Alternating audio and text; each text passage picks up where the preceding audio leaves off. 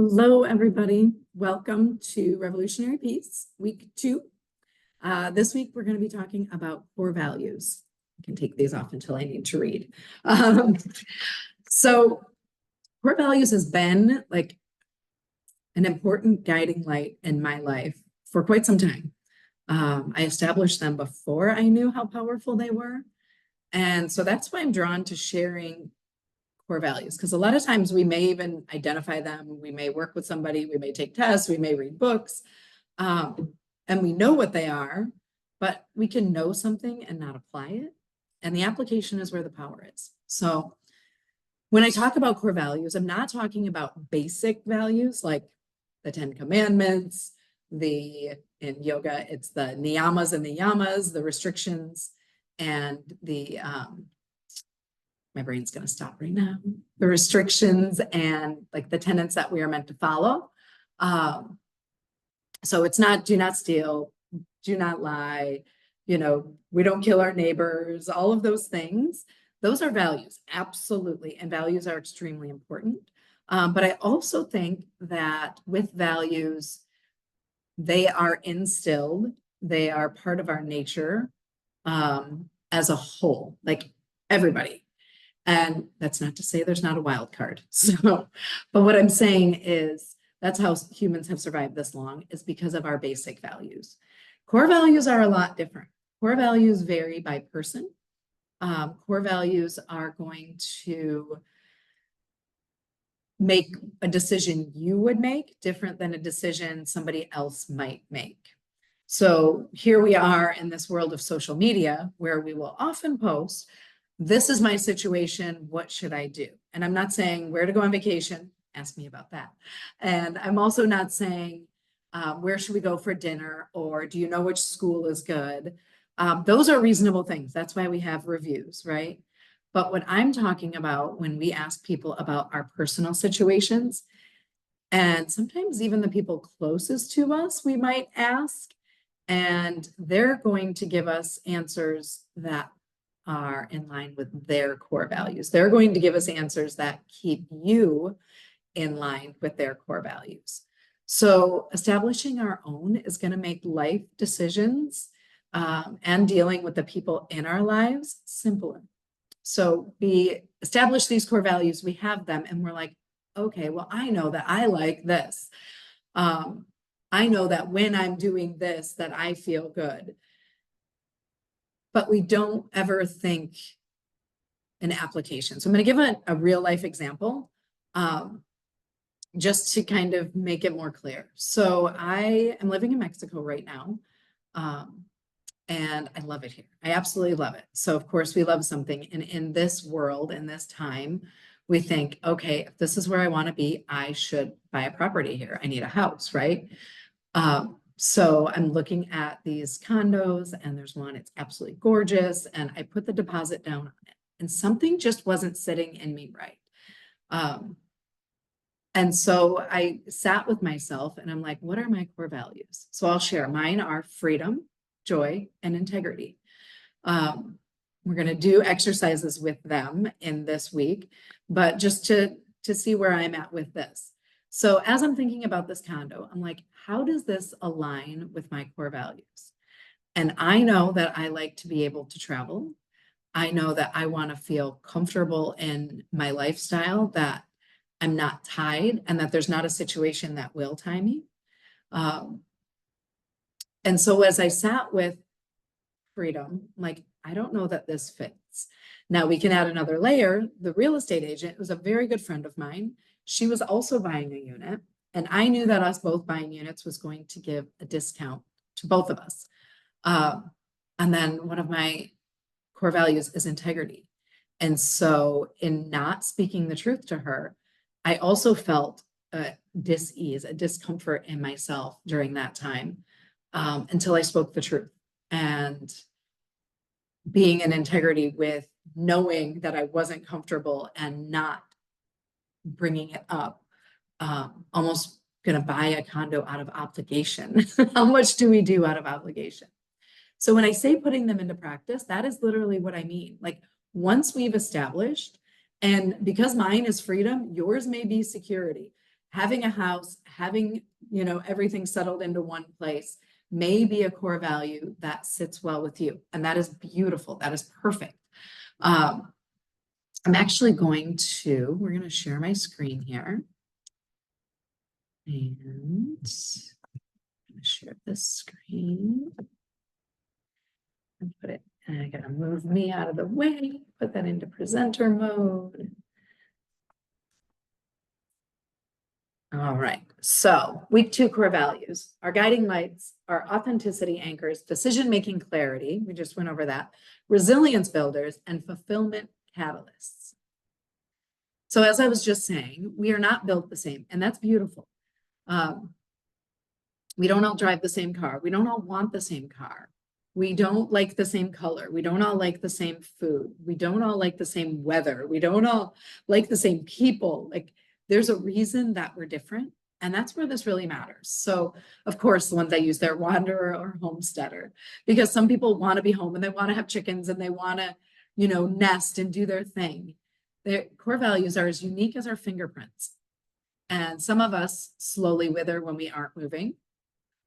And others are steady pillars that crave a sense of consistency. Imagine if the whole world was like one side or the other. It would be a very unstable world. So we need both.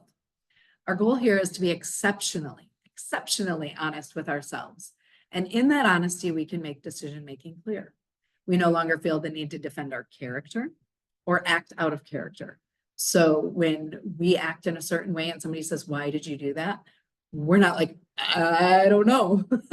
If it's in line with your core values, you're going to know why you reacted that way. And if you are acting out of character, you're going to feel it, like I did with my friend, because we are comfortable and confident in the direction that we're going. Isn't that beautiful? I love that. Cenotes. So why they matter. Our guiding lights. Think of them as little like candles along your path that as you're not sure in this moment what to do, and that could be going back to Revolutionary Health Week. Like in this moment, do my core values say that I'm going to get up when my alarm goes off? Do my core values say that I am going to fulfill the obligations that I made to myself? Decision-making clarity. I feel like I really have gone over that one. And it's kind of the point of this practice that I'm teaching here, because like I said, we get the values and then what? We know them, and then we know when we don't live that way, and then we feel guilt and shame and all those wonderful things. Authenticity anchors. So it makes us feel more centered in ourselves. It makes us feel more confident that you are staying connected to your true self. Resilience builders. I don't know if you can see it or not, that when life throws us challenges, they provide us the strength to stand tall. So we know all of these sound similar, but they have just a little bit of a different influence on our act. And fulfillment catalyst. Me moving here was me knowing that I wasn't just following an Instagram travel blogger and wanting it. Me building this course is fulfilling because there are things in this that are part of my joy. We're going to get to that later in this hour about our joy generators, because knowing what fulfills you and knowing your core values are going to make those two things work in synchronicity with each other. So core clarity for revolutionary peace. So getting to your core so you can feel more peace. As I mentioned, what generates joy in your days? Think small. We always want to think big, and then we're like, I can't do that every day. It's the small moments in our life. It's that, like I said, that decision. How did you live the moments of your day? When you go to bed at night, you're going to feel more fulfilled. So how can we add some of those moments on our challenging days?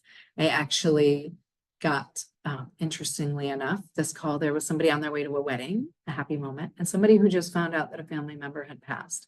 So how can you consciously and respectfully still insert joy? Because your giving out a positive energy is going to affect everything around you. So when we get drawn in and our vibration goes low, we're going to add struggle, not even just to ourselves, but to everybody around us. So those adding moments of joy onto your hard days, almost going to be more powerful than adding it to your easy days. So here's a long list of core values. They're actually longer lists, but this was going to, hit most of the markers. So what we're going to do is, I'm going to just discuss this quick, and then we'll go over it again at the end really quick. You're going to go through, you're going to read them. So not stopping at each, just go through and read abundance, acceptance, accountability, achievement, advancement. Like get those words, the vibration of those words moving through you. And then you're going to go back them after you've read them all and go through slowly with a pen or on your computer, some way to mark them, and just mark all of them that make you feel something like, I feel like I'm that. And this is not a practice for your ego. This is not a practice for your unego. This is not, I feel like I'm an attractive person, but I'm not going to mark it because that's going to make me sound like I'm bragging or that I'm, that person. So just be really honest with yourself. It is okay to know that you are stable. It is okay to know that you are successful. But acknowledging those things is going to change the way we see their power and how we put them into practice. So we're going to go through and we're going to mark each one. And then you're actually going to go through, I guess we're doing the exercise right now. You're going to go through, you're going to turn on the recorder on your phone. You can even just send yourself a voice note. If you're like, how do I do that? Just go like you're texting yourself. If you didn't know you could do that, it's life-changing. And record yourself and record the words that you've marked. So now you're not reading the whole list. You're just recording the words that you've marked. So then we're going to get out of our seeing and reading brain. And you're going to hit play. And no, none of us like our own voice, but I'm here talking to you. So you can do this listening by yourself. You're going to go through and you're going to listen to them. So read them slow. Let's just say I'm going to do 5 just for abundance, creativity, friendships, service, punctuality. I just picked words out of none of those. We do that silly thing on Facebook, like, what are the first 5 words you see? That's who you are. I'm like, yeah, that's BS. I won't swear. We'll just say BS. But you're going to then listen to those words and just say, and I'm not saying you're doing 5. You can have 8, 10, 12. Try not to do more than like 15. Just because then they're all going to start to sound the same. And you should be able to get this down to just 15 that really resonate with you. So you're going to then listen to yourself saying them with a piece of paper next to you and write down how that makes you feel. Like, does this still resonate? Maybe you just write the word, but as you're writing the word, now you've gone from reading it to saying it, to hearing it, to writing it. See, we're getting all of these cues as to whether or not it actually is something that we truly feel in our soul. And now here's why this practice is really important. So one of the common things, and I actually took a photo of myself standing on a soapbox that I'm going to be posting to discuss this, because there's people that are saying, well, is it your authentic self or is it programming? Are you truly being you? Or have you been told like you should have a lot of money? You should be more fun. You should. So here's where I stand on that, because I'm listening to a podcast the other day and he's talking about it like that programming is bad. What I am saying is we all get programmed, because how could we not? We had parents, we had friends, we went through school, we have jobs. All day, our brain is receiving information. Things are going in and they're getting processed in our brain computer. Okay. They are not just out here and we're like, oh, I like this. And, oh, I like this. We'll take a little bit of that. No, we are receiving information all the time and our brain's job is to process it. So imagine if I had this computer right here and I just wiped everything off of it. And then I'm like, why doesn't this computer work? It doesn't do anything. So of course there is programming in us. our job, which we're going to get to in a moment, our job is to figure out which programming we're like, hell yeah, I like this. I'm keeping this. And that may even happen with phases of our lives. I love that I was a fun 20-year-old. I still to this day, I'm so, so, so grateful for that. I don't want to do it anymore. But being true to yourself will change with circumstances, and that is okay. It's all part of the programming, and our job is to stay aware. So we've read, we've said, we've listened, we've written. And so we're getting all of this feedback through our senses on how do we truly feel? Is this something that we feel an obligation or is expected? And through those processes of doing all of those ways, you're probably going to feel like, nope, this one doesn't apply. And you didn't do it wrong when you marked it on the paper. That's what I want you to make sure you understand. When you marked it on the paper, you only had one form of receiving. You were only receiving through reading. Okay, so that's why we're doing all. Anytime you have to mark one off, our goal is to get to 3. And I somewhere have literally the original paper that I did this in 2011. Okay, and she was like, you mark as many as you want, and then we go from there. So you are not, as you are checking things off, it's not that that's not a part of you. It's that it's not that prime part of you. Like you do an outline and you've got remember the Roman numeral, and then what was next? A big A, and then a little number, and then a little a. So it's not that it didn't matter. It's that it's always going to be there. And somehow the main 3 are going to contain those other ones. Don't worry. Don't worry if you have to cross something off. You're like, but it's going to be contained somewhere in there. So I mentioned my 3: freedom, joy, integrity. And this, again, just mentioned was in 2011. So at the end of her practice, when I was doing this, she had us write like not our motto, not our creed. I don't know what you would call it. But at this time I had never traveled. I'd been to cities and I was taking my boys on trips once a year, and it was really, really important to me. But I'd been to Jamaica once. I had not been. I got my passport just to do that. I wasn't leading tour groups. I was teaching yoga. I had not owned a yoga studio. I'd already been through a divorce. So I was like in this place in my life. My kids were 15 and 7. So what I wrote was to be present in the moment as I fearlessly face life's challenges and adventures, while urging those around me to experience the bliss and freedom available when we open our hearts and eyes. I didn't travel until 3 years after this. I started doing revolutionary peace 4 years after this. I started doing revolutionary travel 6 years after this. And I hadn't even put the puzzle pieces together of how connected they were. And when I went back and read this, and I'd always kept the notebook from her for some reason, knowing somehow someday I was going to use it, I was going to need it. And every once in a while it would pop up in my memories and I would go, wow, that's very interesting. So just in identifying them will change from here to how everything goes for the rest.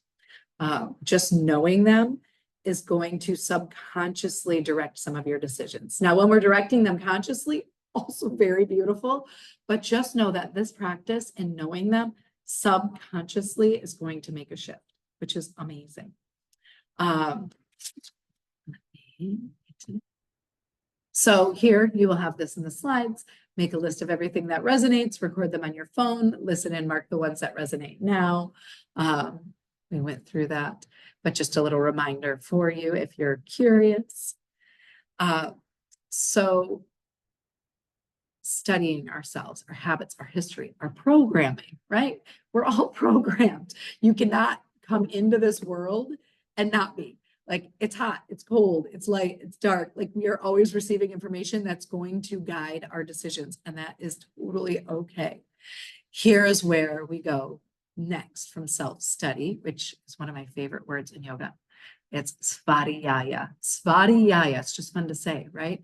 But out of their 10 tenets, studying yourself is on the list. Not studying your partner, not picking apart your best friend, not studying some fictional character, studying yourself. Which, if it's on a list, that tells us that just because we live in this body does not mean we know it. That we live in this head does not mean that we know it. So our job is to journal, write, take time alone, sit in quiet. That was one of the things we added to the list this week. Our job is to study ourselves. Why do I react this way? Why do I say this? Why do I fear that?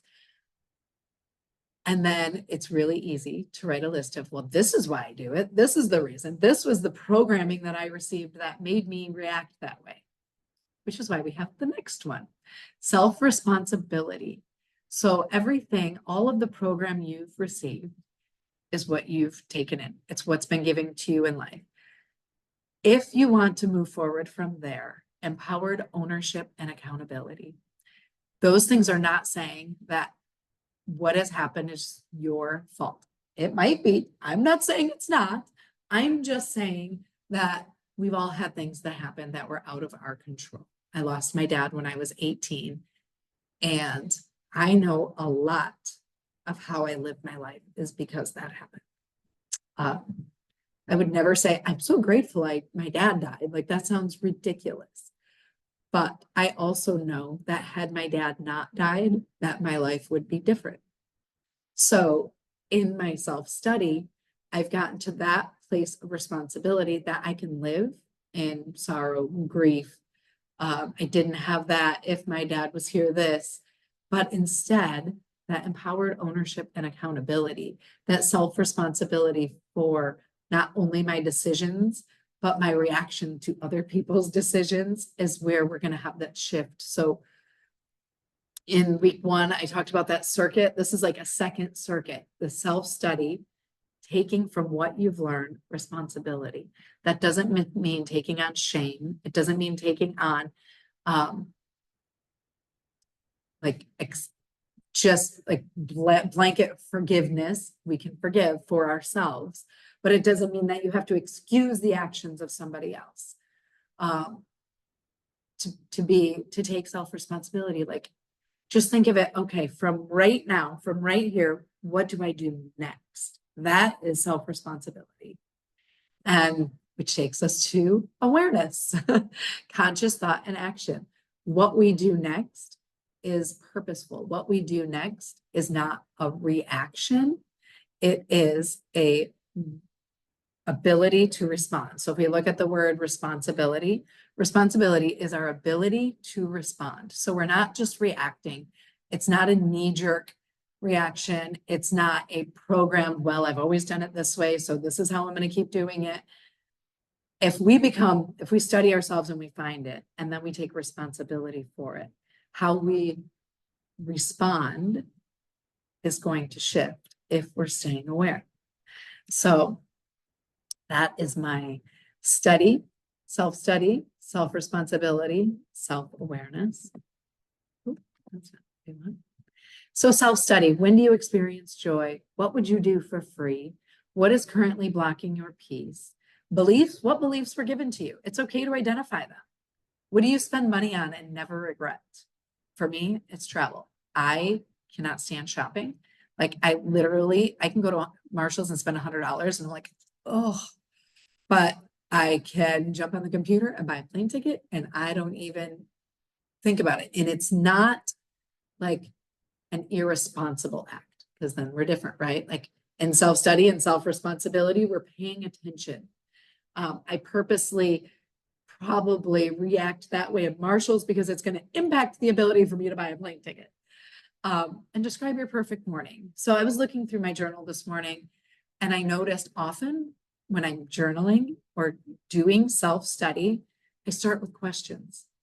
And it's okay to write yourself questions. You don't have to just start writing things down. I'll write, I wish I would have kept it out. I had it available a moment ago. Why do I want to do this? I know the one was, why do I want to buy a house? Why do I feel the need to provide this? What am I trying to gain out of it? And I start with actual questions and not just thinking them, but writing them down. Remember, we've got our reading, our saying, our listening, our writing, all are different parts of your brain. It's important to get in with them all, just so you know. Self-responsibility, your ability to respond. Your response is your creatorship. How you react to somebody is going to impact how they react to you. Now, we don't have the ability to control their reaction, so that is not what I'm saying. But if I react in a derogatory or a demeaning way, what I get back, I have probably created. If I react in an open or kind, or maybe walking away is the kindest thing we can do, I'm creating what happens next. So remember your power. So that's the next. Without responsibility, you are giving away your power. It is not a list of things you have to do. We have put it down to like my responsibilities. I need to take out the garbage. I need to go to work. I need to feed my kids. I need to, that is not what I'm discussing here. Self-responsibility is different than your life responsibilities. So if those manage to get on your list, maybe evaluate why they're on your list, but that is not what we're talking about. Without self-responsibility, we are powerless. If we are always giving our power to somebody else, if we are saying that what you say to me is going to determine what I say without thought, then I'm powerless. Like I'm always reacting to that outside stimulus, that programming. So there we go. Reaction and response are not the same thing. Self-awareness, actively tending to your thoughts. Our minds will tell us a lot of things. The people that jumped on this at the beginning, I said, it's a resistance barrier for me to get on here and talk about this. However, as I'm talking to you, even though I can still feel nervousness, I am aware that I love what I'm doing here. So thank you. When you are making decisions from your values, so you've got your core values, and now with that awareness, we're choosing, as I described in the condo, and I have lots of things like that to explain. I found a wallet the other day with 2,000 pesos in it.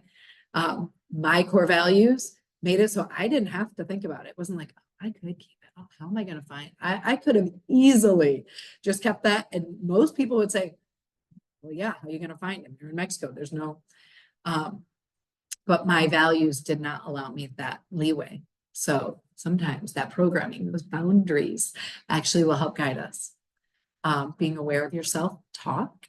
So thoughts and self-talk differ slightly. There's a little bit of difference there. Your thoughts could be about anything. Your self-talk is literally, how do you describe yourself to others? We did an exercise the other day with describing ourselves to others. How do you do that? What words do you choose? Making room for emotions to move through us. We are feeling beings. This is how we get through life. And we are a society that is trying to numb. We need to make room for our feelings so that we can feel them and so they can exit our body. When we don't feel them, we just stuff them down. We all know. And it's talked about, we stuff them down. We either end up sick or we end up in pain or we end up exploding on somebody. So making room for your emotions to move through you. Taking time to feel your physical body, whether that's through exercise, movement, or actually being still and being aware of your body. Where do I feel tired? Where do I feel sore? Is this part of my body needing some extra attention? And stillness in your day to continue expanding your awareness. So creating a quiet space for you to actually hear the thoughts that are yours, not the thoughts that are everything coming in, the music, the movie, the podcast, the show, that you become aware of your thoughts. All right. Oh, we didn't need to go that far.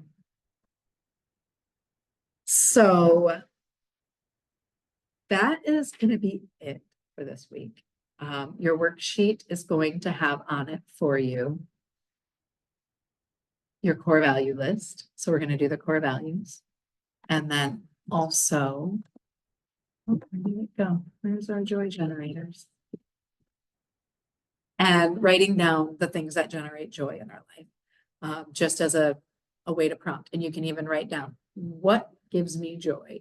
When do I feel most joyful? Like however that question phrased feels right for you, then go ahead and do that.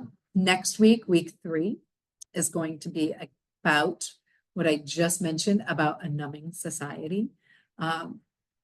We think that we are always just numbing the negative things in our life, like the things that we're trying to avoid. And at the same time we're numbing, we're not only numbing that side. If we're numbing everything. We're numbing our ability to feel peace, to feel joyful, to feel happy, to feel fulfilled.